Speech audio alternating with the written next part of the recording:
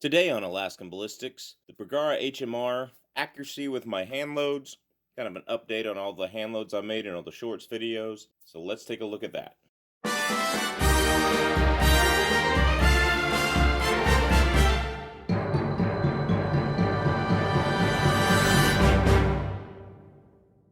Welcome back to Alaskan Ballistics. My name is Chuck. I hope you are doing well today.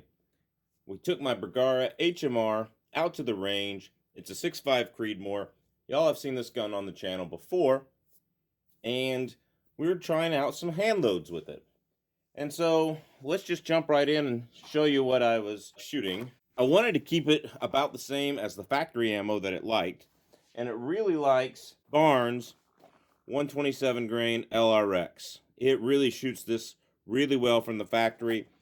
This is an old lot number by Barnes, and it has some bad standard deviation. I was getting about 2888 with this, but I got as high as like 2940 and as low as 2860. So bad standard deviation, which makes sense because Barnes was owned by Remington at the time, and Remington has horrible standard deviation in their core lock ammunition and a lot of their other ammunition. So it's just bad. So these are my hand loads. We have Superformance powder over here. We have Stay Ball 6.5, and then we have H4350. And both of these are supposed to get me that similar to 20. This is supposed to get me like 2860, and this is supposed to get me 2880-ish. And this is supposed to be like 2740. We haven't done like a total chronograph yet. This is just an accuracy on these. In addition, we also shot some of the 110 grain Lehigh Defense that I made a video on a while back. And they're 110 grain match bullet, solid base. All right, seeing if we could get it going fast enough to penetrate body armor. Of course, in the 6.5 Creedmoor, we couldn't. And it didn't go that much faster in the 6.5 by 284. Go check that video out. But here we have the 150 grain long range AccuBond. And we did chronograph this. We got about 2591 or so when we loaded this brand new Hornady brass. So we'll make a full-length video out of this in the chronograph later. All right. It said it was supposed to be going 2700 in the manual. So maybe a crimp and seating the bullet just a hair deeper will get it there, because it had it just a hair deeper in the manual than what I set it. And then here is the Barnes 120 grain TTSX. And so that's kind of what we shot in it.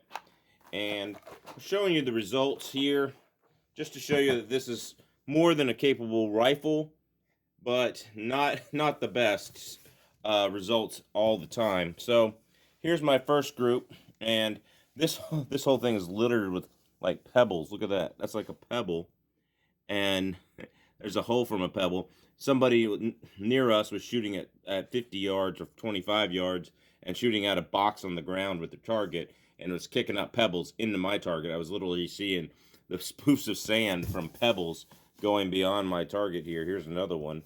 All right, not a bullet hole, it's a pebble hole, and there's a bunch of them. Got kind of mad about that, but you know, at least I'm able to salvage it. It was pebbles and not bullet holes. I thought it was bullet holes.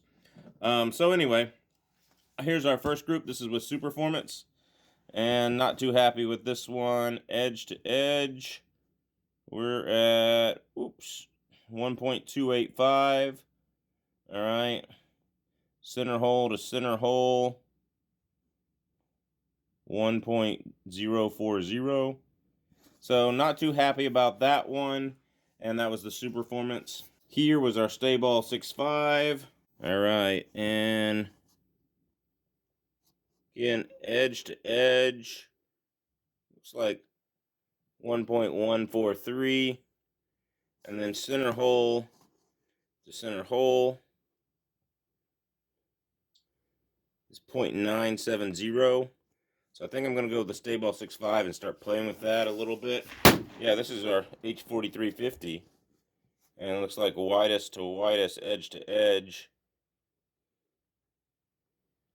It's 1.252.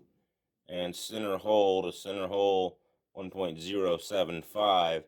So not real happy with those groups. Now, let me show you what happened up here. This was a shot I took with a different load, and I couldn't see where it was hitting, so I started aiming at another target. And what happened up here, this was the 120 grain TTSX. And so this was center hole to center hole, 0.0625. It's not too shabby. And then edge to edge, and right along the edge of the hole, 0.890. So yeah, that's hard to beat right there. That's good. I mean, that's that. But this was a flyer that I pulled. I had a lot of caffeine that day because I had to lead music at the church and stuff like that. Go repent of all my sins. And then I came home and crashed, and then I went to the range, and so I had some flyers. I know I did. I wasn't shooting my best, but this was the factory ammo. So here's a flyer. Don't remember what this hole is from. Have no clue. But this is the Barnes 127 grain LRX factory with a called flyer. Edge to edge. 0.3, right up on the edge, 0.319. Center hole to center hole. I mean, center hole to center hole is 0.183. And that's the tightest that group has ever shot. That rifle's ever shot. That was actually with a different lot number that it was sighted in for. So, that's pretty good. You can't complain about that. Now, that is a called flyer. And like I said, I don't remember what this one is. But, you can't beat that group. Moving on. Over here, we have the 150 grain. And you can see this is 2 holes right here. And it was hitting high into the left. And that's what that's what this flyer was over here. And this target was the 120 grain TTSX. This was a 150 grain. And so here's the 150 grain. And this is the AccuBond long range. And it looks like center hole to center hole, I'd call it 0.5. So that's a half MOA. Can't complain about that. And then edge to edge of that hole, 0.733. Yeah, that's not bad. So that's the 150 grain AccuBond long range. Again, it's only going 2591, but if you were hitting something like a caribou or a moose, it probably wouldn't be a bad thing. Oh, I do remember what this flyer was from. It was from a 6.5 PRC. So it was that bad. I was aiming here and it was that far off. So I went and tried something else. My 6.5 PRC is not shooting. I have to send it back to Savage.